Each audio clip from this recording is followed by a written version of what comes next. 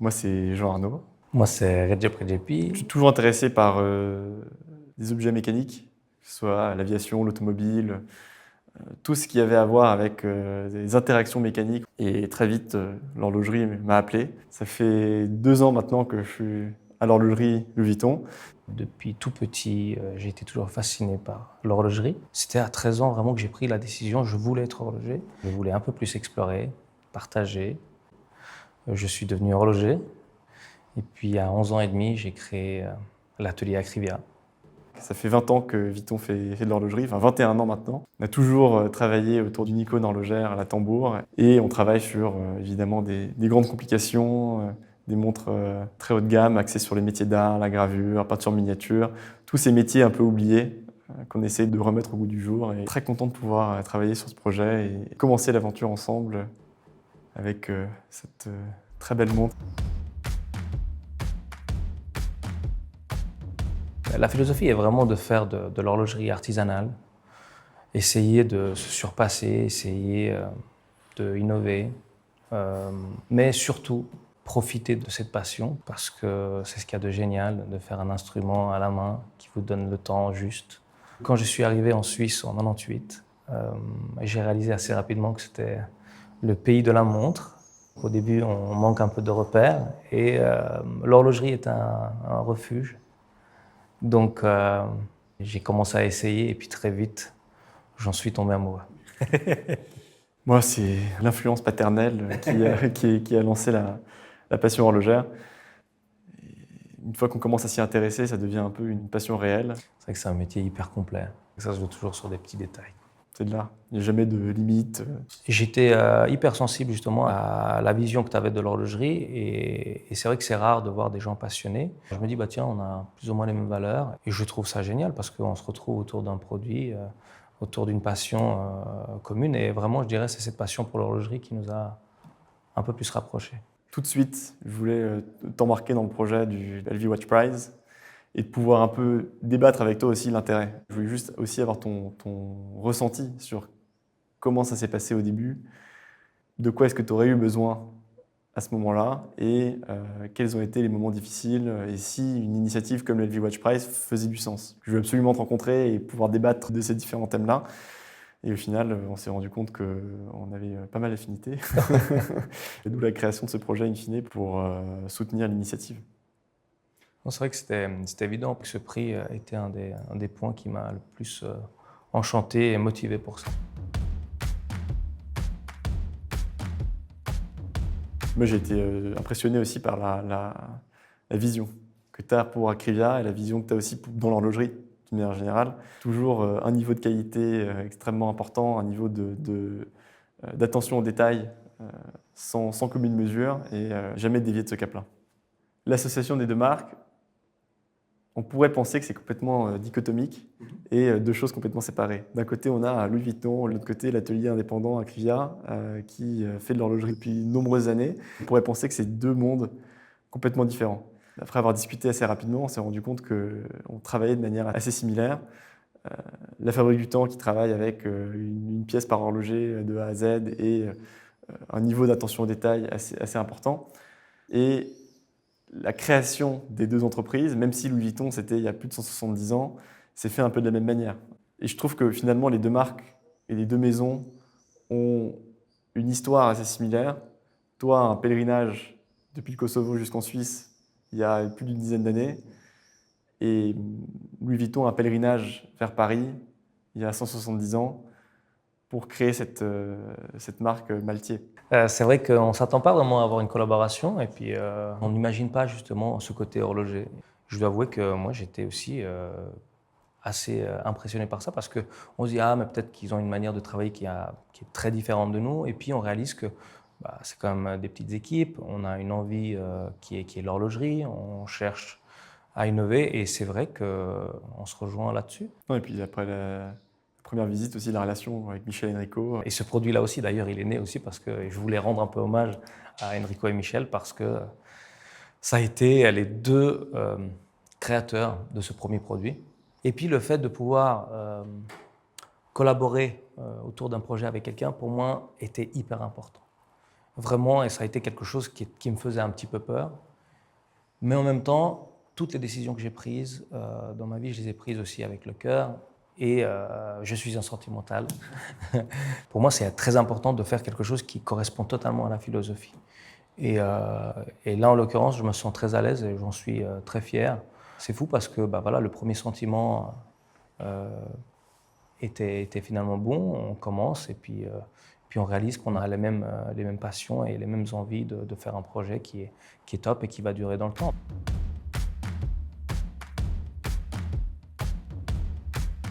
L'idée, c'était de te donner complètement carte blanche, en respectant un petit peu les codes de la tambour.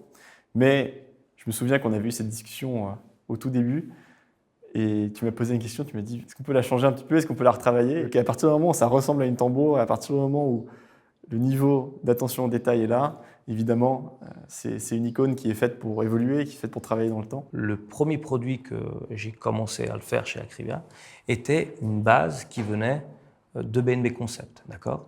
Donc, c'était une base, mais qui a vraiment évolué et tout. Mais c'est vrai que historiquement, ça a été les deux personnes qui ont travaillé aussi sur ce mouvement. Donc, je voulais leur rendre hommage. Donc, j'ai fait un chronographe tourbillon.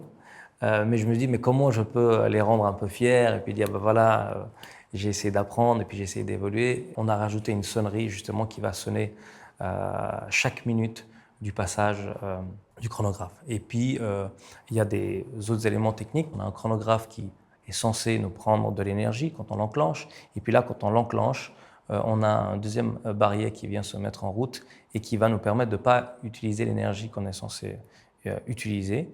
On a passé un tourbillon en 5 minutes. On rend hommage à certains horlogers qui étaient meilleurs pour la chronométrie. On a essayé de combiner tout ça, de mettre dans un boîtier qui est la tambour revisité, d'essayer de respecter différents designs avec un cadran qui est un peu plus moderne sur la face et un peu plus traditionnel sur l'arrière, qui a vraiment, je pense, les deux identités. Et je crois qu'on a fait plutôt un boulot pas mal. On comprend aussi l'historique, pourquoi ces complications-là sont intégrées dans cette boîte, notamment l'historique avec Michel Henrico. Ça reste une montre Louis Vuitton, une montre qui est inscrite dans notre histoire et qui restera comme un moment, à mon avis, phare dans nos premières 20 années d'histoire. Je l'ai vite compris aussi quand tu as commencé à nous parler des complications, quand tu as commencé à nous parler de ce que tu voulais y intégrer en termes de technique. C'est un hommage à la tambour, un hommage à ton premier mouvement, mais une innovation qui n'a jamais été vue, une innovation complètement nouvelle et un produit qui n'a rien à voir avec les produits historiques. Vous m'avez donné quand même beaucoup de liberté. Je voulais absolument faire un produit, mais je voulais que vous me fassiez confiance parce qu'en réalité, j'ai des challenges et pour moi, j'espère en tout cas, la perception que tu as eue était de dire il est responsable, il sait ce qu'il fait. Il y avait un peu ce respect mutuel et puis on s'est donné la main et puis on s'est dit on y va et je pense que ça c'était vraiment le fondamental. Les horlogers finalement on a besoin de contraintes. Là en l'occurrence on avait une contrainte claire qui était l'esthétique, mais je dois avoir cette liberté là aussi de me dire ok je dois absolument pas me rater mais en même temps je vais vraiment m'éclater, je vais vraiment faire quelque chose de toute façon où je vais être fier de ça. La liberté que j'ai eue était vraiment bonne. Je te remercie d'ailleurs parce que vous avez accepté. Je crois qu'on s'est compris assez vite là-dessus.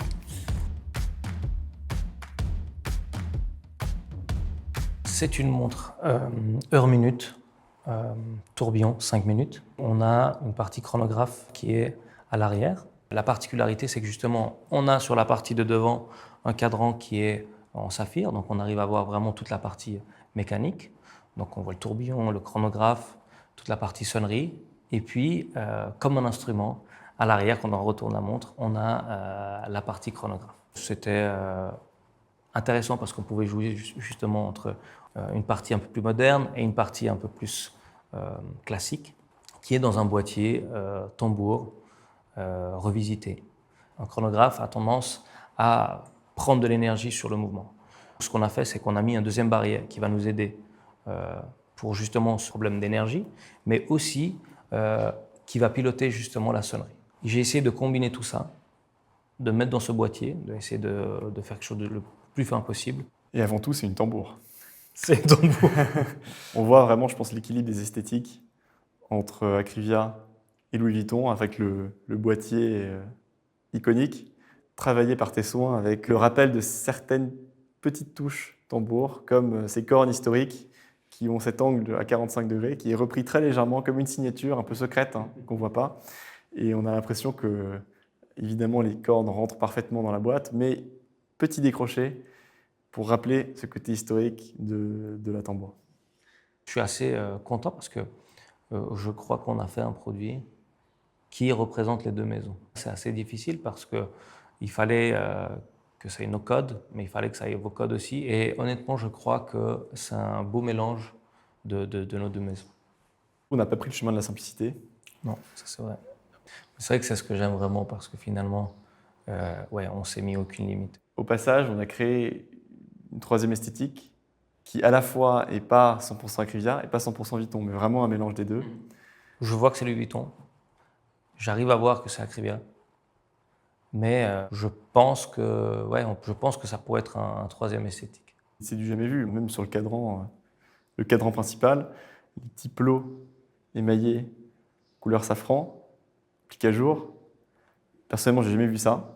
Non, c'est J'ai vrai. jamais vu dans l'industrie. Ça rappelle évidemment nos esthétiques un peu cubiques. Le saphir, que vous utilisez quand même pas mal, le saphir fumé était une inspiration et je voulais vraiment pouvoir mettre ça et qu'on ait justement cette esthétique-là.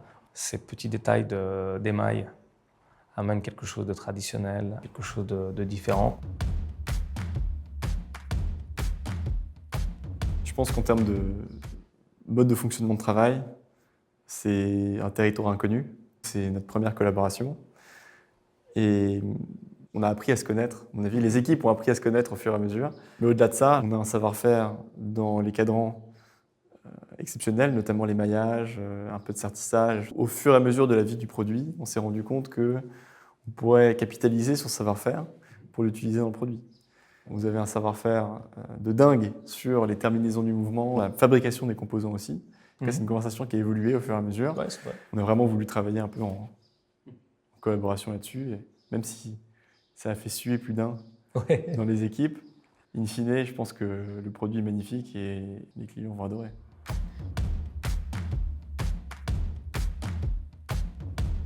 Si j'arrive à voir quelque chose que je peux amener, quel que soit le prix, aujourd'hui je vais le faire. Honnêtement, je ne garderai rien sous le pied. Je donnerai toujours tout.